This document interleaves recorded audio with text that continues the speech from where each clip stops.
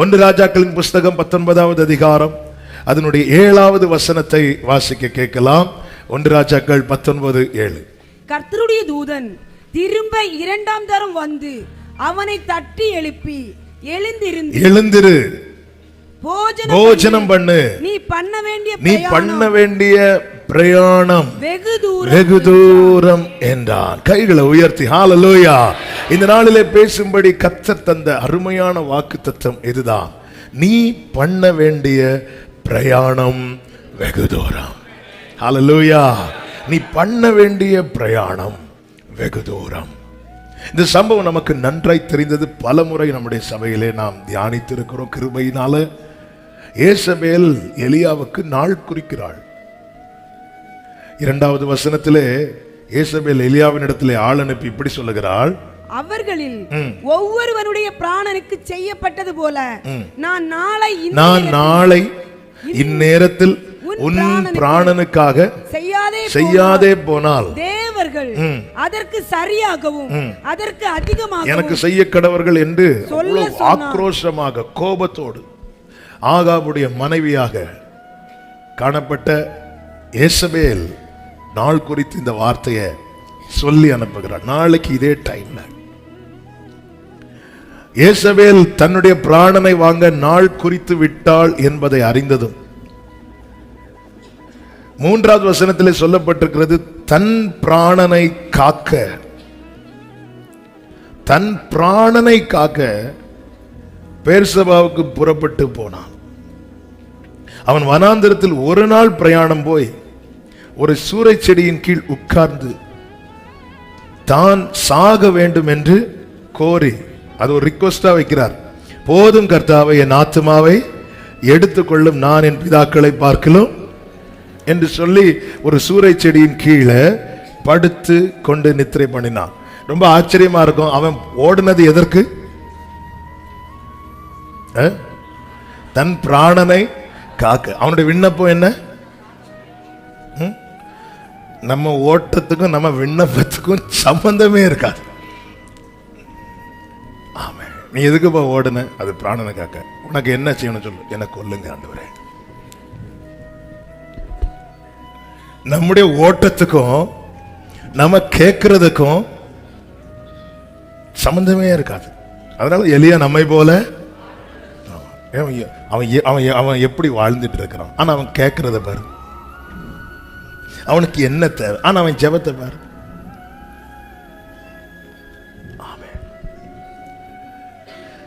நல்ல கவனமா கேளுங்க. இப்படி ஒரு சூழலில் தான் கர்த்தருடைய தூதன் என்ன செய்கிறார்னா, வந்து தட்டி எழுப்பி, எழுந்திருந்து போஜனம் பண்ணு என்றான். அவன் விழித்து பார்க்கிற போது இதோ தழலில் சுடப்பட்ட அடையும் ஒரு பாத்திரத்தில் தண்ணீரும் அவன் தலைமாட்டில் இருந்தது. அப்பொழுது அவன் புசித்து குடித்து திரும்ப படுத்து கொண்டான். கர்த்தருடைய தூதன் திரும்ப 2ஆம் தரம் வந்து அவனை தட்டி எழுப்பி, எழுந்திருந்து போஜனம் பண்ணு, நீ பண்ண வேண்டிய பிரயாணம் வெகு தூரம் என்றான். அப்பொழுது அவன் எழுந்திருந்து புசித்து குடித்து திரும்பவும் படுத்துக் கொண்டான் என்று சொல்லவில்லை. அந்த போஜனத்தின் பலத்தினால் 40 நாள் இரவு பகல் ஓரேப் என்னும் தேவனுடைய பர்வதம் மட்டும் நடந்து போனான். ஒரு நாள் பிரயாணமாய் போய் என்று 4வது வசனத்திலே சொல்லப்பட்டிருக்கிறது. ஒரு நாள் பிரயாணமா போனவனே வாழ்க்கையை வெறுத்துட்டான். ஆனால் அவனுக்கான ரேமா பரத்திலிருந்து கிடைக்கப்பட்டதோ ஒரு நாள் நடக்க முடியாதவனுக்கு இப்பொழுது 40 நாள் முடியாது. என்னால ஒரு நாள் கூட நடக்க முடியும். இதுக்கு மேல என்னால ஒரு நாள் கூட வாழ முடியாது. இதுக்கு மேல என்னால ஒரு நாள் கூட முடியாது. அவ்வளவுதான். ஆனா போனது பிராணனை தப்பதான், பிராணனை தப்புவிக்க. ஆனா அவனுடைய சூழ்நிலை பார்த்தா ஒரு நாள் தான், ஒரு நாள் சமாளிக்க முடியும், ஒரு நாள் மேனேஜ் பண்ண முடியும், ஒரு நாள், அதுக்கு மேல முடியாது. அப்பதான் எதுக்கு இப்படி பிராணனை காக்கிறதுக்கு ஓடணும்? ஹல்லேலூயா. ஒரு மானை ஒரு புலி துரத்துதுன்னா அந்த புலி ஒரு நேரம் சாப்பாடுக்காக துரத்துது, அந்த மான் பிராணனுக்காக ஓடுது. மான் கிடைக்கலன்னு புலி செத்து போகாது, ஆனா மான் ஓடிதான் ஆகணும். ஓடலைன்னா சில நேரத்தில் ஆண்டவரே இப்படி ஜீவனை காக்கிறதுக்கு டயர்டாயிரும், சோர்ந்து போயிரும். ஒரு நாள் பிரயாணமா போறாங்க, அதுல வாழ்க்கையை வெறுத்துட்டு ஒருத்தனுக்கு. கண்மலை கர்மேல் பர்வதத்தின் உச்சியிலிருந்து கர்த்தர் சமூகத்திலிருந்து கேட்டு மழையை வரவழைத்தவன். ஆனா பிராணனுக்காக ஒரு நாள் பிரயாணம் பண்ண போது டோட்டலா எல்லாமே கொலாப்ஸ் ஆயிடுச்சு. ஆண்டவரே போதும் ஆண்டவரே, நான் ஒரே ஒரு ரிக்வெஸ்ட் வைக்கிறேன், ஒரு விண்ணப்பத்தை உங்ககிட்ட, ஒரு மனுவை உங்களுக்கு கொடுக்கிறேன். அதில் என்ன எழுதியிருக்குன்னா, என்னை எடுத்துக்கோங்கப்பா, போதும்பா. கர்த்தர் அவனை தட்டி எழுப்பி ஃபர்ஸ்ட் போஜனத்தை கொடுக்கிறாரு. அவன் சாப்பிட்டுட்டு திரும்பி படுத்துக்கொண்டான். ஆண்டவருக்கு தெரியும், சமயத்துக்கு கேட்ட வார்த்தையை கொடுத்தா ஒரு நாள் கூட நடக்க முடியாதவன் 40 நாள் நடக்க முடியும். ஒரு வார்த்தை, உம்முடைய ஒரு வார்த்தை என்னுடைய நீண்ட தூர பிரயாணத்துக்கு முன்னோக்கி செல்வதற்காக ஒரு வார்த்தை. ஹல்லேலூயா. காலத்தை தீர்மானிக்கிறது ஏசபேல் கிடையாது, நம்முடைய ஓட்டத்தை தீர்மானிக்கிறது கர்த்தர். ஆமென் ஆமென் சொல்லுங்க பார்க்கலாம். 104வது சங்கீதம் 6 முதல் 8 வரை உள்ள வசனங்கள். அதை வஸ்திரத்தினால் மூடுவது போல பர்வதங்களின் மேல் தண்ணீர்கள் நின்றது என்று சொல்லப்பட்டிருக்கிறது. இப்ப அவைகளுக்கென்று தேவன் ஒரு ஓட்டத்தை நியமிக்கிறார். அவைகள் உமது கண்டிதத்தால் விலகி ஓடி விரைந்து போயிற்று என்று சொல்லப்பட்டிருக்கிறது. அப்போ எங்கிருந்து துவங்க வேண்டும் என்பதை கர்த்தர் தீர்மானிக்கிறார். அடுத்ததாக 8வது வசனத்திலே சொல்லப்பட்டிருக்கிறது, அவைகள் மலைகளில் ஏறி பள்ளத்தாக்குகளில் இறங்கி என்று. எவ்வளவு தூரம் செல்ல வேண்டும், எந்த பாதையில் செல்ல வேண்டும் என்பதையும் கர்த்தர் தீர்மானிக்கிறார். எங்கிருந்து நம்முடைய வாழ்க்கை துவங்க வேண்டும் என்பதை கர்த்தர் தீர்மானிக்கிறார். எவ்வளவு தூரம் செல்ல வேண்டும், இந்த ஓட்டத்தின் பாதை சில நேரத்தில் மேடு இருக்கும், உயர்வு இருக்கும், தாழ்வு இருக்கும். அதை இன்னொரு பகுதியில் சொல்லணும்னா, இறங்குறது ரொம்ப ஈஸியா இருக்கும், ஏறுறது சில பாதையில நம்ம நடக்கிறது ரொம்ப கடினமா இருக்கும். இன்னும் அது சொல்லணும்னா, சில கஷ்டப்பட்டு சில நன்மையை பார்ப்போம், பொசுக்குன்னு அதுவும் ஏன்னா இறக்கம் இருக்குல்ல. இது உம்முடைய குமுறல், உம்முடைய கண்டிதம் அப்படி சொல்லும் போது அவருடைய வார்த்தை, அவருடைய வார்த்தையினாலே என் வாழ்க்கை துவங்குகிறது. அவருடைய வார்த்தையினாலே என் வாழ்வின் பாதை நியமிக்கப்படுகிறது. அது எப்படி இருக்கணும் டிசைட் பண்றது தண்ணீர் அல்ல. ஏன்னா அது தண்ணீர் ஒரு இடத்துல நிக்குது. நான் என் தாயின் கருவில் தோன்றும் முன்னமே கர்த்தரால் தெரிந்தெடுக்கப்பட்டவன், தாயின் கருவில் தோன்றினது முதல் கர்த்தரால் ஆதரிக்கப்பட்டவன். தாயின் வயிற்றிலிருந்து எடுத்தது அவர்தான், வளர்த்து ஆதரித்தவர் அவர்தான், கைப்பிடித்து நடக்க பழக்கினவர் அவர்தான். இந்த நிச்சயமுள்ள ஒவ்வொருவருக்கும் சொல்லுகிறேன், எவ்வளவு தூரம் நீங்கள் பயணிக்க வேண்டும், எந்தெந்த பாதையில் பயணிக்க வேண்டும் என்பதை தீர்மானித்தவர், உங்களை தெரிந்தெடுத்தவர். அவைகள் மலைகளில் ஏறி பள்ளத்தாக்குகளில் இறங்கி நீர் அவைகளுக்கு ஏற்படுத்தின இடத்தில் சென்றது. எப்போ எங்க இருந்து துவங்கணும், எந்த பாதையில பயணிக்கணும், எவ்வளவு தூரம் டிராவல் பண்ணணும், எங்க நிக்கணும், சர்வத்தையும் தீர்மானிக்கிறவர் எனக்கான ஓட்டத்தை ஏற்கனவே நியமித்து விட்டார். கைகளை உயர்த்தி ஆமென் சொல்லுங்க பார்க்கலாம். என் காலம் முடிந்து போய்விடுமோ, அல்லது அவ்வளவுதான என் ஓட்டம், பயத்தோடு இந்த எலியாவை மாதிரி இந்த பிராணனுக்காக என்னெல்லாம் பாடுபட வேண்டி இருக்கிறது. ஆமென் ஆமென். வேதனையோடு புலம்பலோடு எதுக்கு இப்படி ஒரு வாழ்க்கை, யாருக்காக நான் வாழ்ந்து, இல்ல நான் உயிரோடு இருந்து என்ன பிரயோஜனம், எனக்கு இனி என்னதான் கிடைக்கும் என்ற கேள்வியோடு ஒருவேளை சில உள்ளங்கள் இங்க வந்திருக்கலாம், இதை கவனிக்கலாம். ஆமென். எனக்கு ரொம்ப ஆச்சரியம் என்ன அப்படின்னா, நிறைய செய்தி ஏற்கனவே எடுத்து வச்சாச்சு வாக்கு தத்தத்தை கொடுக்க. ஆனா ஒவ்வொரு நாளும் சில செய்தி அப்படி மாத்துவார் பாருங்க. ஆமென். யாருக்கோ இந்த வார்த்தை ஆண்டவர் நேற்று இருதயத்துல போட்டு பேச வச்சுட்டு, வார்த்தை இல்லைன்னா நம்ம கதை ஒரே நாள்ல முடிஞ்சிடும். வார்த்தை இருந்தா இரவென்ன பகல் என்ன, இந்த தண்ணீர் மலைகளில் ஏறி பள்ளத்தாக்குகளில் இறங்கி அதற்கு ஏற்படுத்தின இடத்திலே நல்ல கைகளை தட்டி நல்ல கவனிங்க. ஒரு வார்த்தையில 40 நாள் அப்படியே புதிய ஏற்பாட்டுக்கு வந்தீங்கன்னா இயேசு கிறிஸ்து 40 நாள் உபவாசிக்கிறார். அந்த உபவாசிக்கிறதுக்கு முன்னாடி ஒரு வார்த்தை அவருக்கு கொடுக்கப்பட்டது. என்ன வார்த்தை? இவர் என்னுடைய நேசகுமாரன், இவரில் நான் பிரியமா இருக்கிறேன். இப்போ சாத்தான் வந்து நீ தேவனுடைய குமாரனால் இந்த கல்லுகளை அப்பங்களாக. மனுஷன் அப்பத்தினால் மாத்திரமல்ல, தேவனுடைய வாயிலிருந்து புறப்படுகிற ஒவ்வொரு வார்த்தையினாலும். வாழ்க்கையில அவ்வளவுதான் முடிஞ்சுன்னு வரும்போது தேவ பிள்ளையின் தேடல் எதுவா இருக்கணும் தெரியுமா? ஒரு வாக்கு மதி, எனக்கு அது மதியே, ஒரு வாக்கு மதி. ஒரு வார்த்தை இல்லாம புறப்பட்டு தன் பிராணனுக்காக புறப்பட்டவன், வார்த்தை இல்லாம தன் பிராணனுக்காக புறப்பட்டவனால ஒரு நாளை கடக்க முடியல. அவன் படுத்து கொண்டானா. வார்த்தையோடு புறப்பட்டவன் 40 நாள் இரவும் பகலும் டிராவல் பண்ணி கர்த்தருடைய பர்வதத்தில் வந்து நின்றான். அவர்கள் பலத்தின் மேல் பலனடைந்து சீயோனிலே தேவ சந்நிதியில வந்து. காலத்தை குறித்து மனிதர்கள் 1000 பேசலாம்.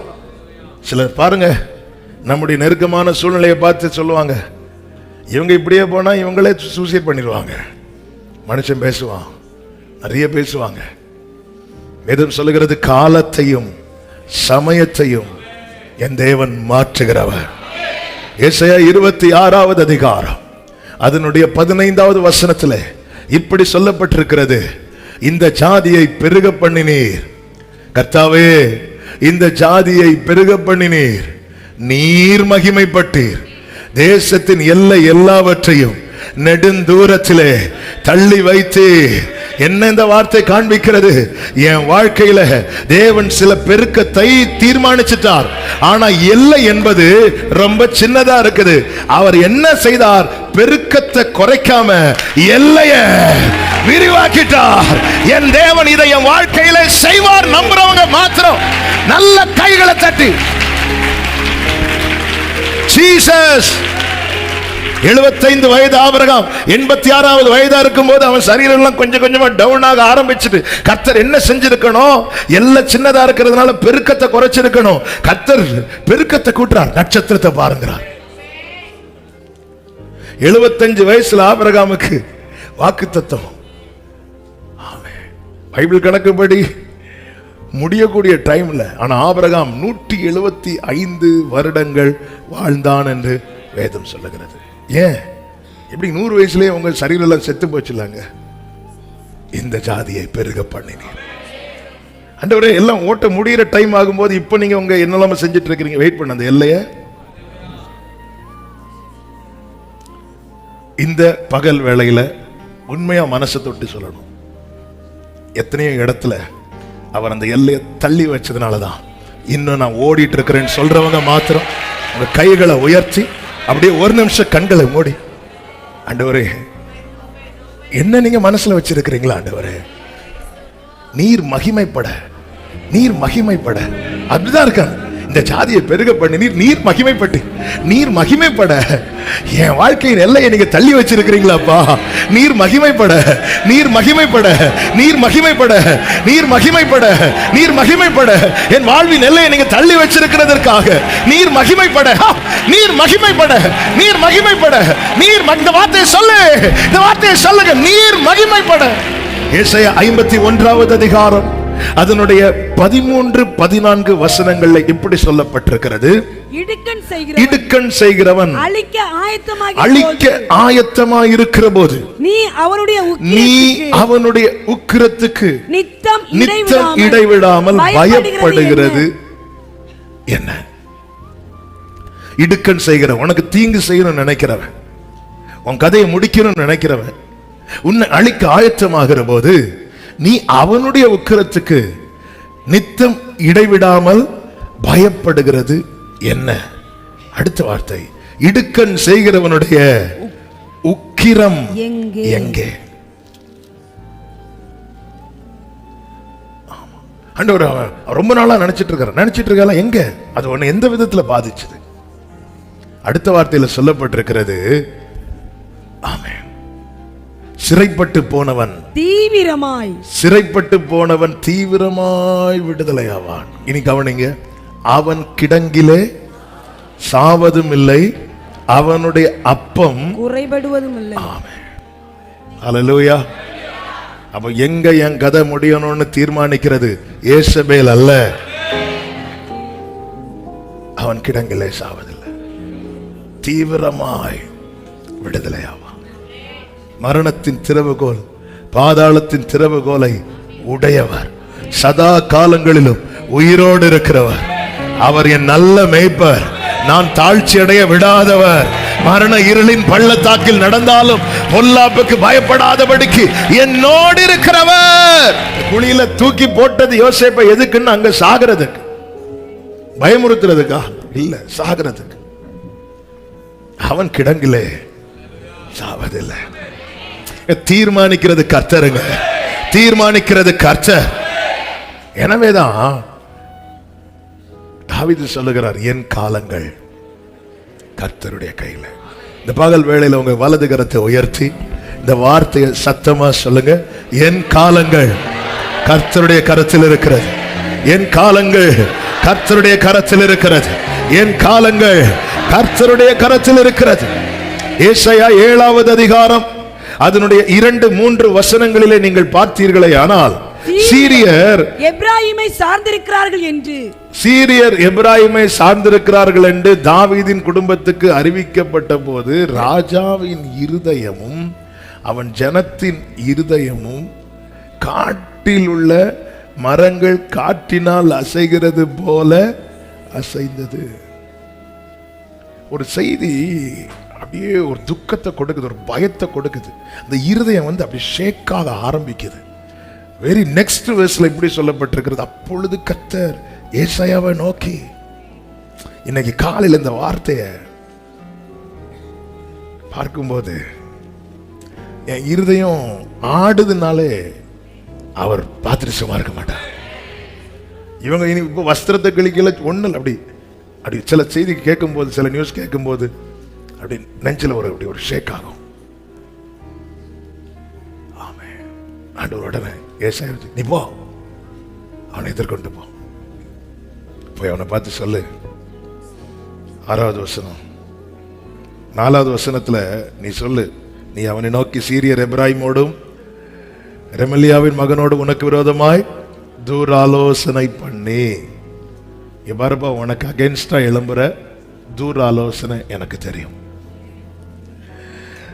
நாம் யூதாவுக்கு விரோதமாய் போய் அதை நெருக்கி அதை நமக்குள்ளே பங்கிட்டு கொண்டு அதற்கு தபேயாலின் குமாரனை ராஜாவாக ஏற்படுத்துவோம் என்று அவன் என்ன பிளான் பண்றான், என்ன பேசுறான் தெரியும். நீ கேளு, நீ பயப்படாமல் அமர்ந்திருக்க பார். இது நிமித்தம் உன் இருதயம் துவள வேண்டாம். 7வது வசனம், கர்த்தராகிய ஆண்டவர் சொல்லுகிறார், அந்த ஆலோசனை நிலை நிற்பதில்லை, அதன்படி சம்பவிப்பது இல்லை. கைகளை உயர்த்தி சொல்லுங்க, ஏசபேலின் ஆலோசனை நிலை நிற்பதில்லை, அதன்படி சம்பவிப்பதில்லை. சத்ருவின் ஆலோசனை நிலை நிற்பதில்லை, அதன்படி சம்பவிப்பதில்லை. அப்ப எது நடக்கும்? ஏசாயா 14:24 சொல்லப்பட்டிருக்கிறது, நான் நினைத்திருக்கிறபடியே நடக்கும், நான் நிர்ணயித்தபடியே நிலை நிற்கும் என்று சேனைகளின் கர்த்தர் ஆணையிட்டு சொல்லுகிறார். நல்ல கைகளை தட்டி ஹல்லேலூயா. ஏசபேல் என்ன சொல்றா? நாளைக்கு இந்நேரம் கர்த்தாவே நீங்க என்ன சொல்றீங்க? நீ செல்ல வேண்டிய பிரயாணம். ஹல்லேலூயா. அதுக்கு ஓடுறதுக்கு தான் என்ன கொடுக்கிறார்னா வார்த்தையை கொடுக்கிறார், கேட்கிறதுக்கு பலனை கொடுக்கிறார், போஜனத்தை கொடுத்து எழும்பி உட்கார வைக்கிறார். ஏன்னா ஒரு நாள் ஃபுல்லா டிராவல் பண்ணி டயர்டாகி படுத்திருக்கிறார். தட்டி எழுப்பி போஜனத்தை கொடுத்தாச்சு, அப்பவும் சாப்பிட்டுட்டு படுக்கிறார். ஏன்னா முன்னோக்கி போய் பிரயோஜனம் இல்லைன்னு தெரிஞ்சிட்டல. நான் எதுக்காக ஓடுறேன்? என் பிராணனுக்காக தானே. இங்க எனக்கு சாப்பாடு கிடைக்கும், நான் அப்படியே உட்கார்ந்துடுறேன். ஒரு நாள் பிரயாணம் பண்ணி போனது பிராணனுக்காக. ஆனால் இப்பொழுது கர்த்தர் ஓட வைக்கிறது ஜீவனுக்காக மட்டுமல்ல, அவனை குறித்த தேவ திட்டங்கள் பெரிதா இருக்கிறது. இதுவரை வாழ்வாதாரத்துக்காக ஓடிக்கொண்டிருக்கிற சிலரோடு கர்த்தர் இதை தீர்க்க தரிசனமாய் பேசுகிறார். இனி உன்னை ஓட வைக்க போகிறது உன் வாழ்வாதாரத்துக்காக மட்டுமல்ல, தேவ திட்டம் பெரிதா இருக்கிறது. தேவ திட்டம் பெரிதா. எனக்கு அன்றாட காரியங்கள் நடக்கணும் என்பதற்காக, பிராணனுக்காக, பிராணனுக்கு. அதுதான் வாழ்க்கையை ரொம்ப டயர்டாக்கிட்டே இருக்கும், டயர்டாக்கிட்டே இருக்கும். ஆமென். இதெல்லாம் பாருங்க, காலையில 3 மணிக்கு எழும்பி இரவு 12 மணிக்கு வீட்டுக்கு வந்து திருப்பி ஒரு 2 மணிக்கு ஒரு தூங்கிட்டு திருப்பி போறவங்க உண்டு. அதெல்லாம் கேட்கும் போதெல்லாம் நெஞ்செல்லாம் அப்படி உடையும். சரி, எவ்வளோ உங்களுக்கு இவ்வளோ கையில் வருமானம் கிடைக்கும்னு பார்த்தா ரொம்ப சொற்பம் தான். இன்னைக்குள்ள விலைவாசிகள்லாம் வந்து ஒன்றுமே பண்ண முடியாது. ஏன் இவ்வளோ கஷ்டப்படுறீங்க? பிள்ளைங்க இருக்காங்கல்ல. ஆமென். பிராணனுக்காக ஒரு நாள் மட்டும்.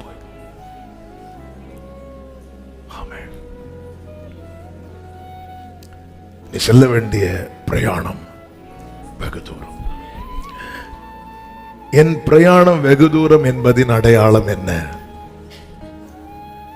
அடையாளம் என்ன? 1, கர்த்தர் மறைத்து வைக்கிறார். 1 ராஜாக்கள் 17வது அதிகாரம் 2வது வசனத்துல கர்த்தர் எலியாட்ட சொல்றார். 3வது வசனத்துல, நீ போய் நீ இவ்விடத்து யோர்தானுக்கு நேராக இருக்கிற கேரி தாற்றண்டையில் ஒளித்துக் கொண்டிரு. 18:1 சொல்றார், நீ போய் அவனுக்கு காண்பி. அப்போ ஆண்டவர் 3 வருஷம் மறைச்சு வைக்கிறார். ஏன் மறைச்சு வைக்கிறார் அப்படின்னா, நமக்கு தெரியும் இந்த மழை ஏன் இப்போ பெய்யல, எலியா சொன்னதுனால. அப்போ ராஜாவுக்கு ஃபுல் கோபம் யார் மேல வரும்? ஒருத்தங்களால நமக்கு ஒரு பிரச்சனைனா, அந்த பிரச்சனையினால் நமக்கு ஒரு வேதனை வரும்போது, அந்த வேதனை நம்ம அழுத்த நமக்கு கோபம் யார் மேல வந்துட்டு இருக்கும்? அந்த பிரச்சனைக்கு, அந்த வேதனைக்கு யார் காரணம்? அப்படி ஒரு பார்வை பாபம் பாருங்க. நீ ஒளித்திரு, மறைச்சு வைக்கிறார். தாவீது அந்த ஸ்தானத்துல கொண்டு வந்து நிறுத்தினதே 30 வயசுல தான். ஆனா அவனுடைய 17வது வயசுல இருந்தே அவனை அழிக்கிறதுக்கு சாத்தான் பிளான் பண்ணிட்டான். சவுல் மூலமாட்டேன், சவுல் அவனை கண்டா கொல்லுவேன் அப்படிதான் நினைக்கிறான். ஆனா சவுலால தாவீதை கண்டுபிடிக்க முடியல ஒரு பக்கம். இன்னொரு பக்கம் சவுல் பக்கத்துல போய் இருக்க வேண்டிய ஒரு சூழ்நிலை வந்த போதும் 1 சாமுவேல் 26வது அதிகாரம் அதனுடைய 12வது வசனத்துல இப்படி சொல்லப்பட்டிருக்கிறது. தாவீது சவுலின் தலைமாட்டில் இருந்த ஈட்டியையும் தண்ணீர் சொம்பையும் எடுத்துக்கொண்ட பின்பு புறப்பட்டு போனார்கள். அதை ஒருவரும் காணவில்லை, காணவில்லை, அறியவும் இல்லை. நான் வாசிக்கிறேன். ஒருவரும் விழித்துக் கொள்ளவில்லை. ஏன்னா கர்த்தர் அவர்களுக்கு, அல்லேலூயா, நம்ம பக்கத்துல இருந்து யாராவது வந்தா கூட நம்ம அப்படி சவுல கண்ணை திறக்க விடாம பிடிச்சு, திறந்துடாத, என் பிள்ளை வாழணும்பா, என் பிள்ளை வாழணும், சின்ன பையன் 30 வயசு கூட ஆகல, நீ என்னடானா அவனை கொல்லணும் அழிக்கணும்னு சொல்லி சுத்தி சுத்தி வகை தேடிட்டு இருக்கிற. ஒருவரும் காணல, தெரியல, ஒருவரும் ஒருத்தரை கூட விழிக்க விடல. நல்ல தாவீது ஒரு நினைச்சிருப்பார். தாவீது அப்படி நினைக்க மாட்டார். ஏன்னா அவருக்கு தெரியும் கர்த்தர் காக்கிறார், கர்த்தர் காவாராகில்னு போட்டிருக்கிறார். கூட இருக்கிறவங்க சொல்லிப்பாங்க, நல்ல வேளை யாரும் எழும்பலன்னு தாவீது சொல்லிப்பார். அவர் எழுப்பல. சில நேரத்தில் உனக்காக சத்துருவுக்கு தாலாட்டு பாடுவார். ஏன்னா கர்த்தர் அவர்களுக்கு, ஏன்னா அவர் மனசுல என்ன தெரியுமா, உனக்கு ஒரு ஓட்டம் அவர் நியமித்து வைத்திருக்கிறார். ஹல்லேலூயா. உங்க வாழ்க்கையை திரும்பி பாருங்க, என்னங்க இருக்கு, என்ன இருக்கு. அப்ப ஏங்க நம்மளை இப்படி மறைச்சு வச்சு காக்கணும்? வேடனுடைய கண்ணிக்கும் பாழாக்கும் கொள்ளை நோய் வந்தது, மறைத்து வைத்தார். எவ்வளவு ஆக்சிடென்ட் பக்கத்துல மறைத்து வைத்தார். எத்தனை முறை சத்துரு பக்கத்தில் 1000, வலதுபுறத்தில் 10,000 ஏன் நம்மளை அணுகல? மறைத்து வைத்தார். மறைத்து வைத்தார். அவருடைய மறைவுல. ஹல்லேலூயா. தாவீது தன் அனுபவத்திலிருந்து இப்படி சொல்லுகிறார், யுத்த நாளிலே என் தலையை மூடினே. யுத்த நாளிலே சொல்லுவாங்கல்ல, இந்த ஆளுக்கு தலையை கொண்டு வந்தா இவ்வளவு லட்சம் பரிசு. யுத்த நாளிலே என் தலையை மூடினீர். அதனுடைய 2-3 வசனங்களிலே தாவீது இப்படி சொல்லுகிறார், அவர்கள் தங்கள் இருதயத்தில் பொல்லாப்புகளை சிந்தித்து யுத்தம் செய்ய நாள்தோறும் கூட்டம் போடுறான். யுத்த நாள் என்னைக்குன்னா டெய்லி, அந்த நாள் வரைக்கும் டெய்லி. அடுத்து பாருங்க, சர்ப்பத்தை போல தங்கள் நாவை கூர்மையாக்குகிறார்கள். அவர்கள் உதடுகளின் கீழ் விரியன் பாம்பின் விஷம் இருக்கிறது. எவ்வளவு பிரச்சனைய சிலர் பேசிய சாகடிப்பாங்க. அவ்வளவு வார்த்தை.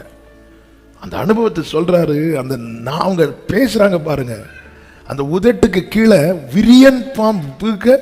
விரியன் பாம்பு கடிச்சுன்னா என்ன ஆகணும்னு நமக்கு தெரியும். பவுல விரியன் பாம்பு கடித்த போது எல்லாரும் என்ன பார்த்துட்டு இருக்கிறாங்க? இப்போ வீங்கி செத்துருவான், இப்போ செத்துருவான். சில பேச்சுக்கள் என்னெல்லாம் சின்ன 30 வயசுக்குள்ள தாவீது. ஆனா அந்த விஷம் ஏன் உள்ள ஏறல? இல்லைன்னா அதான் சொல்ல, அநேகர் சொல்லும் அவதூறை.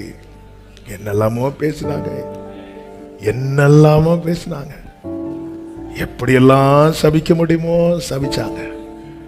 நீ எல்லாம் எப்படி வாழ, ஒருவேளை சோத்துக்கு நீ என்ன செய்ய போற, இப்படியெல்லாம் கேட்டவங்க இருப்பாங்க. யுத்த நாளில் என் தலையை மூடினே.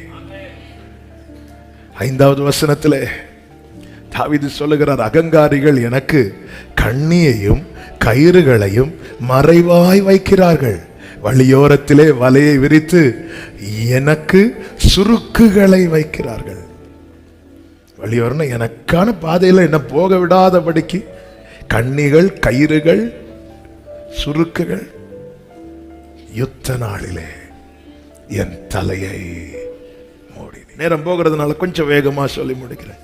நம்முடைய பிரயாணம் வெகு தூரம் என்பதின் அடையாளம் என்ன?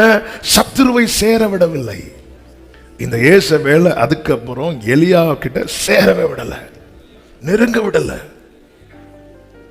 சேர விடல. எகிப்திலிருந்து புறப்பட்ட இஸ்ரவேல் ஜனங்கள் எகிப்திலிருந்து வெளியே வராங்க. அவர்களை பிடிக்கும்படிக்கு பார்வோன் தன் சேனைகளை அழைத்து கொண்டு வருகிறான். வேதம் சொல்லுகிறது, முன்னாக இருந்த மேகஸ்தம்பம், யாத்திராகம் 14:20 முன்னாக இருந்த மேகஸ்தம்பம் விலகி பின்னாக வந்து அவர்கள் எகிப்தின் சேனை, அது என்ன செய்தான்? இஸ்ரவேலின் சேனையையும் எகிப்தியரின் சேனையையும் ராம் முழுதும் ஒன்றோடொன்று சேராதபடிக்கு. ஏன் சேர விடலன்னா, செல்ல வேண்டிய பிரயாணம் வெகு தூரம்.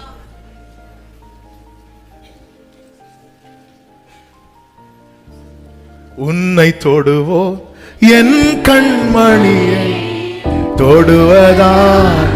இதெல்லாம் எதுக்கு சொல்றேன்னா, பாயிண்ட்டுக்கு இல்ல, நம்ம லைஃபை திரும்பி பார்க்கணும். வந்தது பிரச்சனை, வந்துச்சு, பிரச்சனை இல்ல. சத்ருவின் ஆரவாரத்தை கேட்டேன், ஆனா நான் இன்னைக்கு நிக்க காரணம் என்ன சேர விடல, என்ன சேர விடல. என் தேவன் பாதுகாத்தார். இல்லன்னா எப்படிங்க? ஹல்லேலூயா, ஆமென். கர்த்தருக்கு மாத்திரம் மகிமை உண்டாவதாக. சேர விடல. முன்னாக ஒரு பெரிய பாதையை கர்த்தர் பிளான் பண்ணி உள்ள சீக்கிரட்டா வச்சிருக்கிறாரு. இவன் பின்னாடி வந்து எடுத்துட்டு போலான்னு பாக்குறான். சேர விடல, சேர விடல. எப்படிங்க? ஐயோ, இந்த எனக்கு வந்து சில சொல்லுவாங்க, சில இந்த ஐயோ என் மூச்சே நிக்கிறது மாதிரி பலவீனம் வந்துச்சு. அதுக்கப்புறம் ஆண்டவர் காத்தாங்க. வாழ்க்கை திரும்பி பாருங்க. அவனை பிடித்தேன், அவனை மேற்கொண்டேன் அப்படின்னு சத்துரு சொல்ற அளவுக்கு சேர விடல. இது எதை காட்டுது? உனக்கு முன்னாடி ஒரு பாதை இருக்கு, பாதை இருக்கு. பாதை மறைக்கப்பட்டிருக்கிறது உண்மைதான். ஆமென். ஆனா அந்த காட்டுல பாதை விலகல, அதை மூடி இருந்த ஜலம் தான் விலகினது. ஆண்டவர் சில காரியங்களை செய்யும் போது எது எது தடையா இருக்குதோ அதுதான் அகற்றப்படும். நம்ம பாதை டேமேஜ் ஆகாது, அது ஸ்ட்ரைட்டா தான் இருக்கும், அது நேர்வழியா தான் இருக்கும்.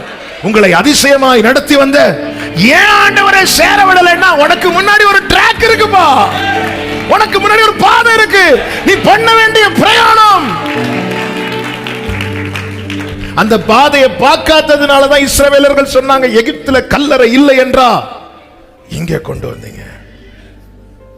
பாதையை பார்த்ததும் கல்லறை பத்தி பேசுறவங்க குடு குடு குடுன்னு ஓடுறான். பாதை பார்க்காததுதான் பிரச்சனை. பாதை இருக்கு. மோசேட்ட ஆண்டவர் சொன்னார், என்னடா நீ சும்மா அழுதுட்டு இருக்க, கிளம்பு கிளம்பு அப்படின்ட்டார்.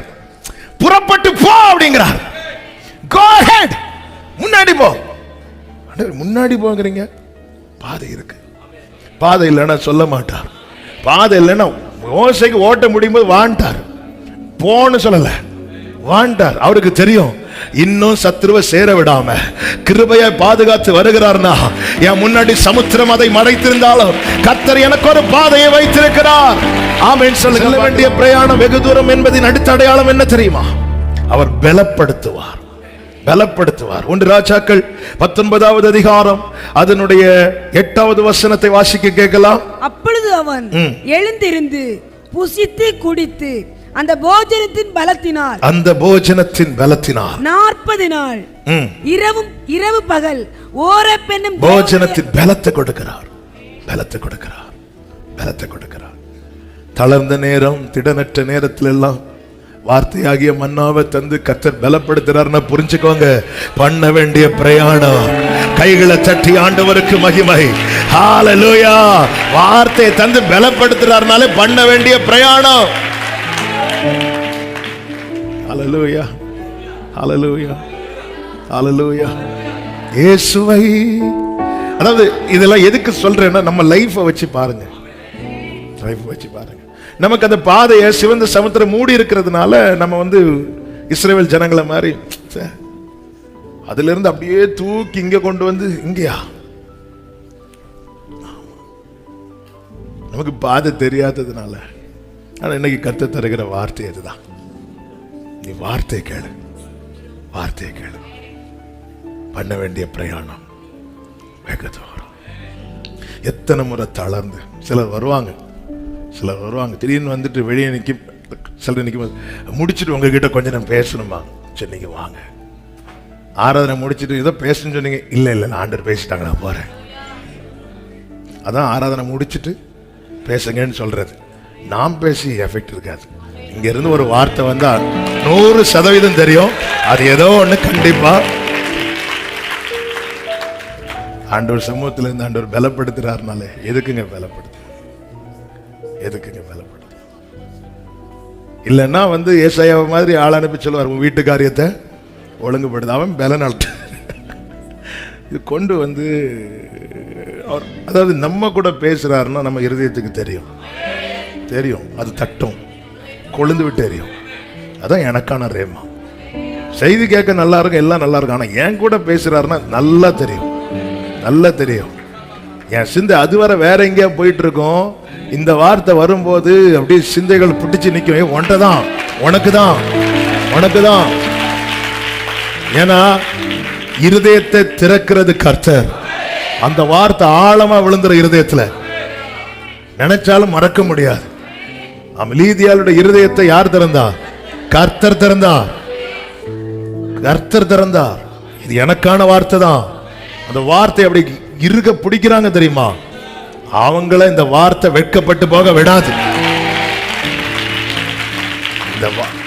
இந்த வார்த்தையை நம்புறவங்க வாழ்ந்திருப்பாங்க.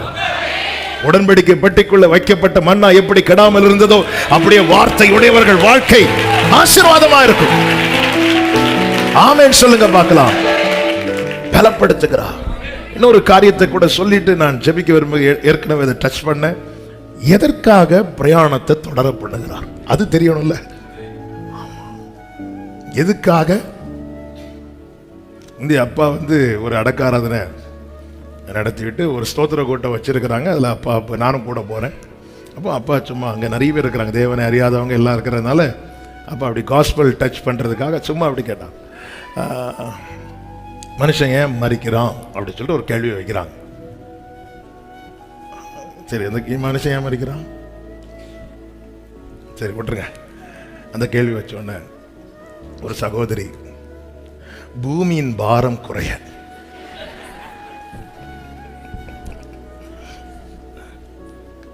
நம்மகிட்ட நிறைய பேர் சொல்லிட்டு சொல்லுவாங்க, நீ எதுக்கு இப்படி பாரமா இருக்க எல்லாருக்கும். அப்ப அதே மாதிரி எதுக்கு பிரயாணம் தொடரணும்? ஆண்டவரே, பிரயாணம் நீ இவ்வளவு நாள் வாழ்ந்து என்ன சாதித்த, எதுக்கு பிரயாணம் தொடரணும்? முதல் காரியம், என் மேல போடப்பட்ட வாக்கு தத்துவம் இன்னும் நிறைவேறணும். பொய் சொல்லவோ மனம் மாறவோ நீர் மனிதர் அல்லவே. குழியில யோசேப்பை தூக்கி போட்டாங்க, அங்க இருந்து அவன் பிரயாணம் துவங்கினது. பிரயாணம் முடியல, பிரயாணம் தொடர்ந்தது. உண்மையில யோசேப்பு ஓடி வரான், அண்ணன்களை பார்க்க போறான், அப்பா கொடுத்த பெஸ்ட் ட்ரெஸ்ஸை போட்டுட்டு வரான். அவனுக்குள்ள இருக்கிறது உனக்கு தெரியாது, நீ அதை போடாம வந்திருந்தா கூட கொஞ்சமாவது இறங்கி இருப்பாங்க. கரெக்டா அதை தான் போட்டுட்டு வரான். எல்லாரும் தூக்கி குழியில போட்டாங்க, பிரயாணத்தை முடிக்க நினைக்கிறாங்க. பிரயாணம் தொடர்ந்தது. ஏன்? வேதம் சொல்லுகிறது, கர்த்தர் சொன்ன வார்த்தை நிறைவேறும்.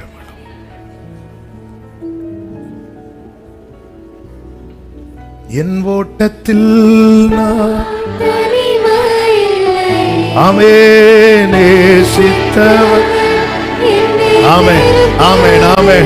நல்ல உற்சாகமா இருக்கிறீங்க. கர்த்தர் உங்களை ஆசீர்வதிப்பார். அப்படி சாயங்காலம் வரல போயிடலாம் தான் நினைக்கிறேன். ஆமென். லூக்கா 2வது அதிகாரம் 26வது வசனத்தில் சொல்லப்பட்டிருக்கிறது.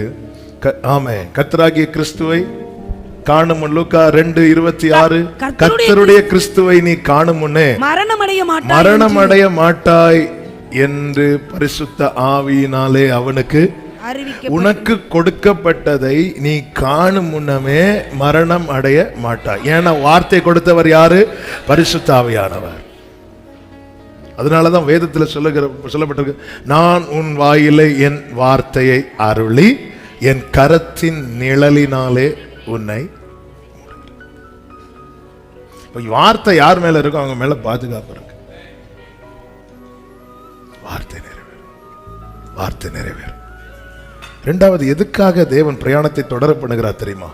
தேவனுடைய காரியத்துக்காக. தேவனுடைய காரியத்துக்காக. இந்த எலியாவை கர்மேல் பர்வதத்தில் வரவழைத்து கர்த்தர் சொல்லுகிறார் 15வது வசனத்துல, 1 ராஜாக்கள் 19:15, அப்பொழுது கர்த்தர் அவனை பார்த்து, நீ தமஸ்குக்கு வழியாய் வனாந்திரத்துக்கு திரும்பி போய் ஆசகேலை சீரியாவின் ராஜாவாக அபிஷேகம் பண்ணு, எலிசாவை அபிஷேகம் பண்ணு. இப்படி எல்லாம் ஆண்டவர் தம்முடைய காரியத்துக்காக எலியாவை வைக்கிறார். தம்முடைய காரியத்துக்காக கர்த்தர் நமக்கு ஒரு ஓட்டத்தை துவங்க வைக்கிறார்னா, அவருடைய மோசேக்கு 80 வயசுல ஓட்ட முடிகிற காரிய இடத்துல கர்த்தர் ஒரு பிரயாணத்தை இன்னொரு 40 வருஷம் கூட்டி கொடுக்கிறார். எதுக்கு தெரியுமா? அவருடைய காரியத்துக்காக. அவருடைய காரியத்துக்காக. அது போகாம கொஞ்சம் அப்படி இருக்கும்போது ஆண்டவர் கோவம் மோசையே வழியில கொல்ல பார்த்தாருன்னு இருக்கும். உனக்கு நான் உயிரோட வாழ வச்சது என் காரியத்துக்காக. வீட்டில் போய் மனைவிட்ட டிஸ்கஸ் பண்ணிருப்பாங்க. ஏற்கனவே குழந்தை பிறக்கும் போதே டிஸ்கஷன் போயிருக்கும். இஸ்ரவேல் பிரமாணத்தின்படி என்ன செய்யணும்? விருத்த சேதனம் பண்ணணும். அதெல்லாம் பண்ண முடியாப்பா அப்படின்னு சொல்லிட்டு கொஞ்ச நேரம் திருப்பியும் போய் சொல்லியிருப்பாரு. திருப்பியும் ஏதாவது சத்தம் போட்டிருக்கோம். ஆண்டவர் வழியில கொல்ல பார்த்தார். மனைவிகளே, உங்கள் புருஷர்களுக்கு நீங்களே உத்தரவாதிகள். கர்த்தர் உங்களை ஆசீர்வதிப்பாராக. கர்த்தருக்கு மகிமை உண்டாகட்டும். இப்பதான் எல்லாரும் முகத்துல கொஞ்சம் அப்படி சிரிப்பு வருது. இதுவரை இப்படி இருந்தாங்க, இப்போ அப்படி சிரிச்சுட்டு பிரசங்கம் நடக்கட்டும், இன்னும் சாயங்காலம் வர போட்டோம். உடனே நீங்க கவலைப்படாதீங்க, அவங்களை எப்படி திருத்தணுமோ கர்த்தர் திருத்துவார். பார்க்க அதுக்கு நாங்களா கிடைச்சோம். கர்த்தர் மோசையை கொல்ல. அவருடைய காரியம், அவருடைய காரியம். சமுத்திரத்தில் மூழ்காமல் பேதுருவை கை தூக்கி எடுத்தது. 4 அடுக்கு பாதுகாப்புக்குள்ளே இருந்த பேதுருவை வெளியே கொண்டு வந்தது அவருடைய காரியத்துக்கு. நீர் மகிமைப்பட்டீர், நீர் மகிமைப்பட்டீர். பத்ம தீவுல செத்தவனை போல விழுந்து கிடந்த யோவான் மேல கையை வச்சு பயப்படாதே என்று சொல்லி அவனை தட்டி எழுப்பி, நீ கண்டவைகளையும் கேட்டவைகளை எழுது. செத்தவனை போல அந்த மூச்சு மட்டும்தான் இருக்கு, வேற ஒண்ணும் இல்லை. அப்படிப்பட்டவனை எழும்பி எழுதுன்னு சொல்ல காரணம் என்ன? அவருடைய காரியத்துக்கு. நீ பண்ண வேண்டிய பிரயாணம் வெகு தூரம் எதுக்கு? அவருடைய காரியத்துக்கு. யார் போவாய் நமது காரியமா என்று கேட்டவருடைய காரியத்துக்காக. நான் உன் வாயில் அருளிய என் வார்த்தை உன்னோடு முடிஞ்சிடக்கூடாது. உன் வாயிலிருந்து, உன் சந்ததியின் வாயிலிருந்து. என்ன அர்த்தம்? உன் ஓட்டம் முடிகிற இடத்துல உன் சந்ததி தொடங்கணும். அது வரைக்கும் நீ ஓடணும். உன் ஓட்டம் முடிகிற இடத்துல எலியாவே நீ போதுன்னு சொல்லிட்ட. இந்த சூறை செடிக்கு கீழே, இந்த சூறை செடிக்கு கீழே நான் உன்னை எடுத்துட்டா உன் சால்வை இதோட மக்கி போகும். நீ ஓடு, ஒரு நாள் வரும் நீ எடுத்துக்கொள்ளும் போது அந்த சால்வை எடுக்கிறதற்கு ஒரு எலிசா அங்க இருக்கணும். அது வரைக்கும் நீ ஓடணும். நீ ஓடணும். நீ செல்ல வேண்டிய பிரயாணம், நீ பண்ண வேண்டிய பிரயாணம். ஆபிரகாம் மரித்ததும் பெலிஸ்தியர்கள் துறவ மூடினார்களா? 100 வயதுல சரீரம் செத்த நிலையில் இருக்கிற ஆபிரகாமுக்கு ஒரு பிரயாணத்தை துவங்க வைக்கிறார். ஈசாக்க கொடுக்கிறார். ஏன்? நாளைக்கு ஆபிரகாமே உன் ஓட்டம் முடிந்து இந்த பெலிஸ்தியர் இந்த மண்ணை போடும்போது அதை தோன்றதுக்கு ஈசாக்கு வந்து நிக்கணும். நீ பண்ண வேண்டிய பிரயாணம். ஹல்லேலூயா, ஹல்லேலூயா, ஹல்லேலூயா, ஹல்லேலூயா. நீங்க தேவ சமூகத்துல நிக்கிறீங்கல்ல, அந்த இடத்துல உங்க தலைமுறை வந்து நிக்கணும். அது வரைக்கும் நீங்க இல்லைன்னா யோசுவாவின் ஆரம்பமே யுத்தங்க. யுத்தங்க. முச்செடி எழுந்திருக்கும் போது மோசைக்கு வயசு 80. அங்க போயிருந்தா அமலேக்கன் ஈஸியா சாப்பிட்டுட்டு போயிட்டே இருப்பான். உங்களால யுத்தம் பண்ண முடியாம இருக்கலாம், ஆனா உங்க கை உயர்த்தினா உங்க தலைமுறை ஜெயிக்கும். உங்க தலைமுறை ஜெயிக்கும். மோசே கையை உயர்த்தின தலைமுறை ஜெயிக்கும். யோசுவா வந்து நிக்கிறது வரைக்கும் மோசே நீ ஓட வேண்டியது அவசியம். நீ வாழ வேண்டியது அவசியம். ஹல்லேலூயா, ஹல்லேலூயா. நீ பண்ண வேண்டிய பிரயாணம் வெகு தூரம்.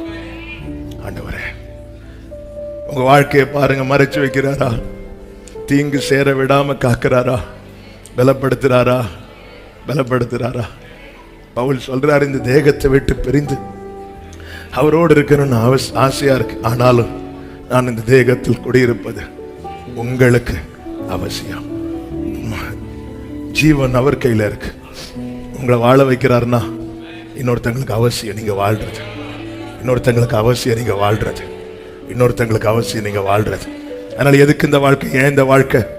ஆமா, எப்படிப்பட்ட வாழ்வை வெறுத்து தற்கொலை எண்ணத்தோடு யாராவது இருக்கிறீங்க, நான் இயேசுவின் நாமத்தில் உங்களுக்கு சொல்றேன், நீங்க வாழ்வது பிறருக்கு அவசியம். உங்களை வாழ வைக்கிறது கர்த்தர். அவன் கிடங்கிலே சாவதும் இல்லை, அவன் அப்பம் அவனுக்கு குறைவதும் இல்லை. ஜெபிக்கலாமா எல்லாரும்? ஆமென். ஒரு 5 நிமிடங்கள் உங்களுக்கு எப்படி வசதி அப்படி இருந்துக்கோங்க. இந்த வார்த்தையை நீங்க உங்க முன்னாடி வச்சு முடிஞ்ச அந்த பைபிள்ல 1 ராஜாக்கள் 19 நெஞ்சோடு சேர்த்து வச்சு, பிராணனுக்காய் ஓடிக்கொண்டிருந்தவனை தேவராஜ்யத்துக்காய் ஓட வைத்தவரே, பிராணனுக்காக ஒரு நாள் கூட ஓட முடியாதவனை தேவராஜ்யத்துக்காய் 40 நாட்கள் ஓட வைத்தார். இரவு பகல். நீங்க இப்ப கொஞ்ச நேரம் பேசுங்க. இந்த வார்த்தை எப்படியெல்லாம் உங்களுக்குள்ள ஊழியம் செஞ்சதுன்னு எனக்கு தெரியல, ஆனா நிச்சயமா ஆவியானவர் பலமாய் கிரியை செய்தது என் ஆவியில நான் அதிகமாய் உணர்ந்தேன். ஆமென். ஆண்டவர்ட்ட நீங்க பேசுங்க.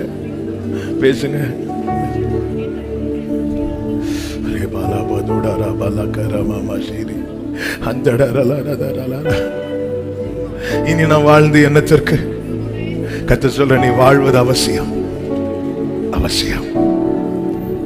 என் ஓட்டம் தொடருமா? எப்படி நான் நிறைய கர்த்தர் உன்னை மறைக்கிறா, கர்த்தர் தீங்குக்கு உன்னை விளக்குகிறா, கர்த்தர் உன்னை பலப்படுத்துகிற உன் வாழ்க்கையில தேவ நிறைவேற்ற வேண்டிய காரியங்கள் இருக்கிறது.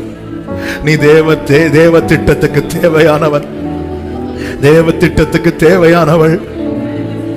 நீ தேவ காரியத்துக்கு தேவையானவன், தேவ காரியத்துக்கு தேவையானவள். ஆண்டவரே, நான் வாழ்வதனால யாருக்கு என்ன பிரயோஜனம்? ஆமா, நீ அணிந்த சால்வை உன் தலைமுறையை நிக்க வைக்கும். நீ யோர்தான கடந்தப்பா, உன் தலைமுறையும் அதே தேவன் நாமத்தில் அந்த யோர்தான கடக்கணும். ஷாரா போலோ ரோதோட ஜோமண்ணுங்க ஜோமண்ணுங்க. கர்த்தர் இடைபடுகிறார், கர்த்தர் இடைபடுகிறார், கர்த்தர் இடைபடுகிறார். இந்த வார்த்தை என்கிற சால்வை ஒவ்வொருவர் மேல, ஓ ரிபாலா சூடாரா, வார்த்தை என்னும் சால்வை உங்க மேல விழுவதாக விழுவதாக விழுவதாக விழுவதாக விழுவதாக விழுவதாக விழுவதாக விழுவதாக விழுவதாக. வார்த்தை என்னும் சால்வை, ஓ சூறை செடிக்கு கீழே இந்த சால்வை மட்கக்கூடாது, சூறை செடிக்கு கீழே இந்த சால்வை நாசமாயிடக்கூடாது. எழுந்து புறப்படு, நீ பண்ண வேண்டிய பிரயாணம், நீ பண்ண வேண்டிய பிரயாணம் வெகு தூரம் வெகு தூரம் வெகு தூரம் வெகு தூரம். ஊரா லபா சூடா ரபா ஷேரபல கதரா ரீமல பதடரபா. ஜோமண்ணுங்க ஜோமண்ணுங்க. அநேகர் ஜோம் பண்ணிட்டு இருக்கிறீங்க. மனம் திறந்து பேசுங்க ஆண்டவர்கிட்ட. கர்த்தர் கிரியை செய்வாராக, கர்த்தர் கிரியை செய்வாராக. உன்னோடு போராடினவர்களை தேடியும் காணாதிருப்பாய் என்று சொன்னவர், உன்னோடு யுத்தம் பண்ணினவர்கள் ஒன்றுமில்லாமல் இல் பொருள் ஆவார்கள் என்று சொன்னவர், இதோ இந்த நாளில் உன்னோடு பேசுகிறார். நீ பண்ண வேண்டிய பிரயாணம், நீ பண்ண வேண்டிய பிரயாணம் வெகு தூரம். Thank you Jesus. இயேசபேல் நினைத்தது போலல்ல, ஆகாப் நினைத்தது போலல்ல, கர்த்தர் நிர்ணயித்தபடியே, கர்த்தர் நினைத்தபடியே. நல்ல கைகளை தட்டி ஆமென் ஆமென். சபையே கேள், சனமே கேள். நீ பண்ண வேண்டிய பிரயாணம் வெகு தூரம். தேவ திட்டத்துக்கு நீ தேவை, தேவ காரியத்துக்கு நீ தேவை. ஆமென் ஆமென். நல்ல தகப்பனே, இரக்கமுள்ள பிதாவே, நன்றி செலுத்துகிறோம். கிருபையா உங்க சமூகத்தில் கொண்டு வந்து பாட துதிக்க ஆராதிக்க ஜெபிக்க வைத்த தயவுக்காய் நன்றி. விசேஷமா எங்களோடு இடைப்பட்டீர், பேசினீர். எஸ் லார்ட், நீர் மறைக்கிறீர், சத்துருவை சேர விடாமல் நீர் காக்கிறீர். ஆண்டவர், நீங்க கொண்டு செல்றீங்க. ஆண்டவர், எங்களுக்கு முன்பதாக ஓட்டத்தை நிர்ணயித்திருப்பது நீர். வேண்டிய பலனை தந்து இம்மட்டு நடத்துகிறீர். தொடர்ந்து நடத்துங்கப்பா. பிராணனுக்காக மட்டுமில்லாமல் தேவ காரியத்துக்காக என்கிற உணர்வோடு கர்த்தர் எங்களை முன்னிறுத்தி நடத்துவீராக. நீர் முன்னின்று எங்களை நடத்துவீராக. ஒவ்வொருடைய வாழ்க்கையும் அர்த்தமுள்ளதாய், அநேக எலிசாக்களை உருவாக்குகிறதாய், அநேகருக்கு பிரயோஜனமானதாய் காணப்படுவதாக என்று இயேசுவின் நாமத்தில் வாழ்த்துகிறேன். அப்படியே செய்யும். நாமத்தை மகிமைப்படுத்தும். கன மகிமை துதி ஸ்தோத்திரம் எல்லாமே ஒருவருக்கே செலுத்துகிறோம். இரட்சகர் இயேசு கிறிஸ்துவின் நாமத்தில் பிதாவே ஆமென். சேர்ந்து சத்தமாய் சொல்லுவோம். என் ஆத்துமாவே கர்த்தரை ஸ்தோத்திரி, என் ஆத்துமாவே கர்த்தரை ஸ்தோத்திரி. கர்த்தர் செய்த சகல உபகாரங்களை மறவாதே. ஆமென். நம்முடைய கர்த்தராகிய இயேசு கிறிஸ்துவின் கிருபையும் பிதாவாகிய தேவனுடைய அன்பும் பரிசுத்த ஆவியானவருடைய ஐக்கியமும் சிநேகமும் பாதுகாவலும் நம் அனைவரோடும் எல்லா பரிசுத்தவான்களோடும் கர்த்தருடைய வருகை மட்டும் தங்கியிருப்பதாக. ஆமென். ஹல்லேலூயா. God bless you. கர்த்தர் உங்களை ஆசீர்வதிப்பாரா.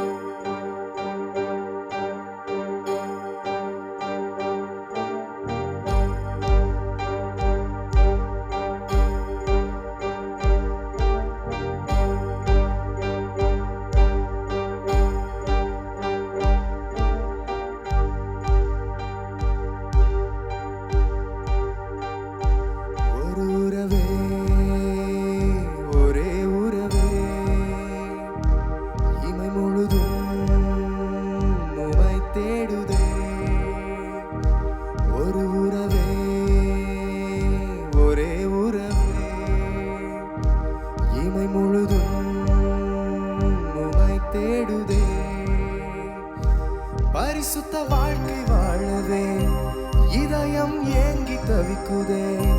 உலகம் கண்ட நாள் முதல் பாவம் என்னை இழுக்குதே. பரிசுத்த வாழ்க்கை வாழவே இதயம் ஏங்கி தவிக்குதே. உலகம் கண்ட நாள் முதல் பாவம் என்னை இழுக்குதே. ஒரு உறவே, ஒரே உறவே, இமை முழுதும் உமை தேடுதே. ஒரு உறவே,